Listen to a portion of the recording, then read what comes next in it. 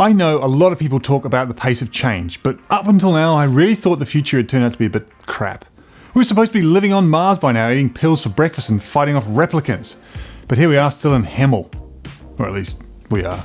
But 2020 really could be the year that it all starts to feel futuristic for us small creators. You see, 2019 was the year that smartphones stopped being phones that happened to make nice images and started being serious production tools that just happened to also be a phone. That may just sound like some linguistic jujitsu, but actually it's a big deal. Let me explain. In 2015, Tangerine became the first ever theatrical release that was shot entirely on a phone. A handful followed, most notably Unsane and High Flying Bird, both made by my personal hero, Steven Soderbergh. What he was trying to do at the time was take advantage of this new tool that could suddenly free him up to shoot and edit feature films quickly in a way that small creators like us frown upon because everything is in focus. And although plenty of peers and in particular cinematographers have frowned on the film's lack of polished aesthetic, he's proved that TV and cinema audiences don't care. Solid storytelling is still the basis that gets audiences to stay watching. The reason this matters to small creators is that Apple in particular took notice of the shift. In their September 2019 iPhone event, they laid out an integration with Filmic Pro that makes full use of the iPhone 11 Pro's features to take advantage of not only the new trio of cameras on the back of the iPhone 11 Pro, but also the revamped selfie camera. Filmic Pro has a new viewfinder that can show live feeds from all 4 cameras simultaneously, as well as record from multiple cameras. Out-of-pocket filmmakers can record 2 cameras, each with a different focal length during a single take.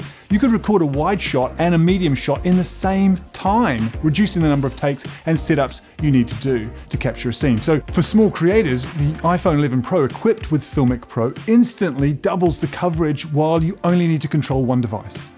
But that was 2019, you say. So what? You meant to be talking about 2020? When have I ever let you down? I'm getting to that. But first, I have to talk about another development from 2019, the GoPro Max. We've talked about it a lot on this channel because of its groundbreaking combination of 360 video, the amazing audio quality from its 6 mics, and that stabilizing tech that allows it to be a true action camera. And although the latest iPhone is impressive in terms of its more filmic look and lens choices, it's not able to cover every base like the GoPro Max, including incredibly stable footage on the move and a built-in audio recording technology that stood up to a comparison with a professional shotgun mic. In 2020, one of the big tech companies is going to combine all of these features into a sleek little package and probably call it an iPhone 12 Pro, just a wild guess, and you lucky small creators who are only just starting to make your first videos are going to pick up a piece of technology and film instantly something that would otherwise have required months, if not years, of filmmaking to master on separate bits of equipment, and possibly needing the help of crew even 2 years ago. What this really means is that in the near future, people like you won't be forced into a massive sidetrack of learning all that tech that goes with making good video, and instead, we'll just have this base level of technology that is more than good enough to look and sound professional. You'll just pick up your one device, and with a bit of prep, you'll be able to communicate technically, filmically, whether you're in a studio or out and about, and afterwards you're going to be able to pretty much choose whatever you want your audience to see, because everything will be covered on multiple cameras simultaneously or even 360.